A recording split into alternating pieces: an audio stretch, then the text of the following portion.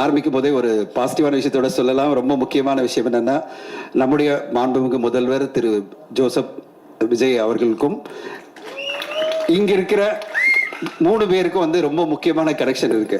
நம்முடைய ஜோசப் விஜய் சாருக்கும் இங்க இருக்கிறவங்களுக்கும் முதல்ல எனக்கு ரொம்ப சந்தோஷமா இருக்கு முருகதாஸ் சாரை பார்க்கறதுக்கு. அவருடைய 3 திரைப்படங்களுமே நம்முடைய விஜய் சாருடைய படங்கள்ல அவருடைய மிகப்பெரிய கரியர் அடுத்த கட்டம் போறதுக்கு மிகப்பெரிய துணையா இருந்தது 3 படங்கள்.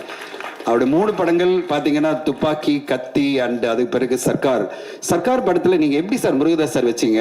ஒரு ஓட்டுல ஒரு டிஃபரன்ஸ் பண்ண முடியும், நீங்க ஒரு சீட்ல பண்ண முடியும். எப்படி உங்களுக்கு பிரிமானேஷன் இருந்திருக்கு?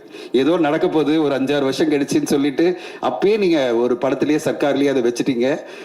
கத்தில அவர் கொண்டு வந்த அந்த சோஷியல் இஷ்யூ, அந்த ஃபார்மர்ஸ்க்காக கொண்டு வந்த இஷ்யூல தான் நான் வந்து விஜய் சார் அப்போ பார்க்கும்போது நான் ஒரு விழாவில் சொன்னேன், சார் நீங்கள் கமர்ஷியல் திரைப்படங்களாக பண்ணும்போது முதல் முறையாக ஒரு படம் இவ்வளோ எமோஷனாக இவ்வளோ அழகான பெர்ஃபார்மன்ஸ் நீங்கள் கொடுத்துருந்தீங்கன்னு சொன்னேன். அவர் ரொம்ப சந்தோஷப்பட்டார் அந்த பெர்ஃபார்மன்ஸ்க்காக. அந்த படத்தினுடைய பெர்ஃபார்மன்ஸ், கத்தியில் அவர் கொடுத்த அந்த பெர்ஃபார்மன்ஸ், அதுக்கு பிறகு நம்ம சொல்லவே வேணாம். துப்பாக்கி என்னைக்குமே காலங்காலமாக பேசப்படுற ஒரு மாபெரும் கமர்ஷியல் படம். இந்த 3 படங்கள் விஜய் சாருக்கு எவ்வளவு பெரிய வெற்றி கொடுத்ததோ அந்த மாதிரி அவருடைய கரியர்லையும் முருகதாஸ் சாருக்கும் பெரிய ஒரு ஸ்கேல் அடுத்த கட்டம் போன படங்கள். அந்த ஒரு கனெக்ஷன் இந்த பிரசன்ஸ்ல, அவருடைய பிரசன்ஸ்ல இருக்கு. அடுத்ததா முக்கியமா ஒரு ஆளை சொல்லணும், அது வந்து இந்த படத்தில் நடிச்ச நடிகர் நம்முடைய ஜெய் அவர்கள். சொல்லவே வேணா, உண்மையிலே அன்பு தம்பி மாதிரி எலெக்ஷன் கேம்பெயின் அப்போ போய் கேம்பெயின் பண்ணதா சரி, அது பிறகு வந்து பல விஷயங்கள்ல வந்து விஜய் சாருக்காக சப்போர்ட்டா இருந்ததும் சரி, அந்த இதுக்கு வந்து செரிமனிக்கு வந்து ஓடி வந்து பார்ட்டிசிபேட் பண்றாரு ஜெய். நான் பார்த்தேன் அந்த வீடியோவை. அதுவும் கொஞ்சம் லேட்டா வந்து ஓடி போய் அண்ணனுக்காக போய் அங்க நிக்கிறாரு. அந்த அண்ணனுக்காக அவ்வளோ கேம்பெயின் பண்ணி அந்த தைரியம் வேணும். சினிமா இண்டஸ்ட்ரியில போய் கேம்பெயின் பண்றதெல்லாம் அவ்வளோ ஈஸி இல்லை. ஏன் அண்ணனை நம்புற, என் அண்ணன் ஜெயிப்பாரு அப்படின்னு சொல்லி போய் கேம்பெயின் பண்ணி அது பிறகு இன்ஸ்டால அவ்வளோ ரீல்ஸ் போட்டு இன்னைக்கு உங்க அண்ணன் ஜெயிச்சிட்டாரு சார். ஜெய் சார், உங்களுடைய நம்பிக்கைக்கு நம்முடைய திரு ஜோசப் விஜய் அவர்கள் வந்து இன்னைக்கு சிஎம்ஆ வந்தது நம்மளுக்கெல்லாம் பெருமை. சினிமா இண்டஸ்ட்ரி சேர்ந்த அனைவருக்குமே பெருமை. சினிமா இண்டஸ்ட்ரி சார்பில் மிகப்பெரிய லெவலில் எல்லோருக்குமே சந்தோஷம். சினிமா இண்டஸ்ட்ரிக்கு அவர் ஏதோ ஒரு விஷயம் பண்ணுவார், எல்லாரும் நம்பிக்கை இருக்கு. அவர் தமிழ்நாட்டுக்கே பல விஷயங்கள் பண்ண போறாரு. ஆனால் சினிமா இண்டஸ்ட்ரிக்கு நல்லது பண்ணுவார்ன்ற எதிர்பார்ப்பு நிறைய இருக்கு எல்லோருக்குமே இண்டஸ்ட்ரியில. ஜெய் அவர்களுடைய கான்ட்ரிபியூஷனும் அதுல அனில் மாதிரி அவருடைய கான்ட்ரிபியூஷன் அவர் பண்ணியிருக்காரு. அவர் முதல்ல இருந்து ஆரம்பிக்கும் போதே விஜய் சாருக்கு தம்பியா நடிச்சு இன்னைக்கு அவர் இந்த படத்துல ட்ரெய்லர்ல பாத்தீங்கன்னா காமெடி பண்ற மாதிரி தான். யோகி சொல்றாருல, இந்த குட்டி தளபதி திடீர்னு வந்துட்டாரு சின்ன தளபதி மாதிரி அப்படின்னு கிண்டல் பண்ற பல மேனரிசத்துல இந்த படத்துல வச்சிருக்காரு. அந்த படத்தை பார்த்துட்டேன். ஜெய வந்து நம்ம விஜய் சார் தியேட்டர்ல இனிமே பார்க்க முடியாது, திரையரங்களை பார்க்க முடியாது, ஆனா திரைப்படங்களை பார்க்க முடியாது. ஆனால் ஜெய் அவரை மாதிரியே ஒருத்தர் வருவார். அண்ட் பெரிய ஒரு வாய்ப்பு இருக்கு ஜெய், உங்களுக்கு நல்ல படங்கள் வந்ததுன்னா உங்களுக்கு அந்த ஒரு வாய்ப்பு இருக்கு. உங்க அண்ணனை மாதிரியே நீங்களும் வர முடியும். நீங்க ஆதர்ஷ ஒரு நாயகனா உங்க அண்ணனா பார்க்குற விஜய் சாருடைய வழியில நீங்க போய் நீங்களும் அந்த மாதிரி ஜெயிக்கணும்னு ஆசைப்படுறேன். அண்ட் அடுத்ததா பேர்லயே விஜய் சார் இருக்கிற பாபு விஜய் பத்தி சொல்லணும்.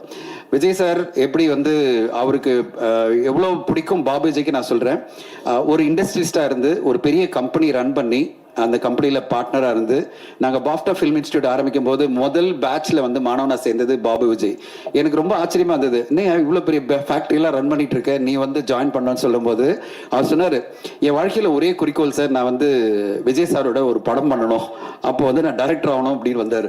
அதனால தான் அவர் பேர் பாபு விஜய் இருக்கிறதுனால அப்படி வந்தாரான்னு தெரியாது. அவருக்கு ஒரே ட்ரீம் தான், விஜய் சாரோட பணியாற்றணும், விஜய் சாரோட இருக்கணும் அப்படின்னு.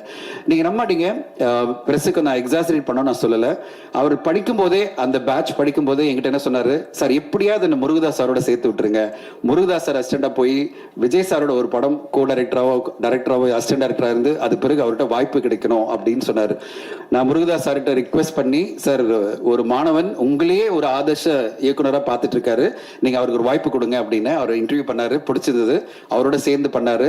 சர்க்கார் படத்துல அவர் வந்து அசோசியேட்டா ஒர்க் பண்ணாரு.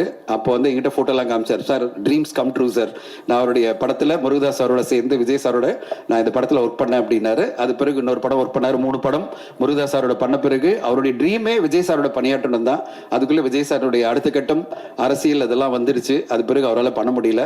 ஆனா அவர் உடனே சொன்னார், அடுத்ததான் நான் வந்து சார் ஒரு படம் ஆரம்பிக்க போறேன், நான் கண்டிப்பா ஒரு படம் பண்ணுவேன் சார் அப்படின்னு சொல்லிட்டு அவருடைய படமா தான் சட்டென்று மாறுது வானிலை. அவருடைய ஃபேமிலி மெம்பர்ஸ் எல்லாரும் அவரை ட்ரஸ்ட் பண்ணி அவர் மிகப்பெரிய லெவலில் ஒரு பட்ஜெட் கொடுத்து இந்த படத்தை அவங்க பண்ணியிருக்காங்க. அவருடைய ஃப்ரெண்ட்ஸு, அவருடைய ஃபேமிலி எல்லாரும் சேர்ந்து எனக்கு ரொம்ப பெருமை இந்த படத்துல வந்து பாஃப்டனுடைய முதல் பேட்ச்ல இருந்த டார்லிங்டன் இந்த படத்துல எடிட்டரா வர்றதும், பாபு விஜய் அறிமுகமா இயக்குனர் அறிமுகமா வர்றதும், அவருடைய என்ன சொல்றது அவருடைய மிகப்பெரிய ஒரு குருவா இருந்த முருகதாஸ் சார் இந்த விழாவுக்கு வந்து பார்ட்டிசிபேட் பண்றதும், அவருக்கு டீச் பண்ணது அந்த பாஃப்டா இன்ஸ்டியூட்ல டீச் பண்ணது யார் பாத்தீங்கன்னா அது நம்முடைய சசி சார். ஸோ எல்லாருமே இங்க இருக்கிறோம் நாங்க, ரொம்ப சந்தோஷமா இருக்கு. சட்டென்று மாறுது வானிலை. நான் வந்து சொன்னேன் முதல் படம் ஆரம்பிக்கும் போது ஒரு சின்ன பட்ஜெட்ல ஒரு யதார்த்தமான ஒரு படைப்பா, ஒரு என்ன சொல்றது சில அறிமுகம் உடனே பாத்தீங்கன்னா அந்த மாதிரி படைப்பு வந்தா நல்லா இருக்கும் பாபுஜி அப்படின்னு என்னுடைய ஒரு அட்வைஸா சொன்னேன். இல்ல சார், நான் வந்து ஒரு பெரிய கமர்ஷியல் டைரக்டரோட வந்து நான் வந்திருக்கேன், நான் கமர்ஷியல் படத்தோட தான் ஆரம்பிப்பேன் அப்படின்னு சொல்லிட்டு இந்த சட்டென்று மாறுது வானிலை. ஏன்னா அவர் வந்து முருகதாஸ் சாருடைய சிஷ்யன், அந்த இது மாதிரி நான் ஒரு கமர்ஷியல் படம் கொடுப்பேன் சார் அப்படின்னு வந்திருக்காரு. அவருக்கு இந்த படம் பார்த்து உங்களுக்கு பிடிக்கும் நான் நம்புறேன், நீங்க சப்போர்ட் பண்ணணும்னு உங்களை எதிர்பார்க்கிறேன். ஒரு நல்ல கமர்ஷியல் டைரக்டர், என்டர்டெயின்மெண்ட் காம்ப்ரமைஸ் பண்ணாம எல்லா விதத்திலையுமே இந்த படம் வந்து என்டர்டெய்னிங்கான ஒரு படம். சோஷியலி ரெஸ்பான்சிபிளான ஒரு தீம் இருக்கு, மக்களுக்கெல்லாம் போய் சேர வேண்டிய ஒரு தீம் இருக்கு. இப்படி எப்படி முருகதாஸ் சார் அவருடைய எல்லா படைப்புகளிலும் ஒரு என்டர்டெயின்மெண்ட் வேல்யூ கொடுப்பாரு, மிகப்பெரிய கமர்ஷியல் படமா இருக்கும், ஆனா சோஷியலி ரெஸ்பான்சிபிள் தீம் ஒன்று இருக்கும். பாபு விஜய் அதே மாதிரி அவருடைய அடியை ஃபாலோ பண்ணி அவருடைய பெஸ்ட் எஃபர்ட்டா சட்டென்று மாறுது வானிலையை கொடுத்திருக்காரு. இந்த படம் எல்லோருக்கும் போய் ரீச் ஆகும் நான் நம்புறேன். ஊடக நண்பர்கள், இந்த படம் இந்த 4 நாள்ல வரப்போது, உங்களுடைய ஆதரவை கொடுத்து இந்த படத்துக்கு மிகப்பெரிய லெவலில் வெற்றி கொடுக்கணும்னு எதிர்பார்க்கிறேன். தளபதி விஜய் சார் இன்னைக்கு நம்முடைய மாண்புமிகு முதல்வரா மாறி மிகப்பெரிய ஒரு லெவல்ல சாதனை படிச்சிட்டு இருக்காரு. அந்த மாதிரி அவரோட சம்பந்தப்பட்ட பல பேர் இங்க வந்து இங்க நிக்கிறாங்க, எல்லோரும் சேர்ந்து இந்த படைப்பை கொடுக்கறாங்க. அப்படிப்பட்ட ஒரு படைப்பும் மிகப்பெரிய வெற்றி அடையணும்னு உங்க ஆதரவோடு கேட்டுக்கிறேன். நன்றி, வணக்கம்.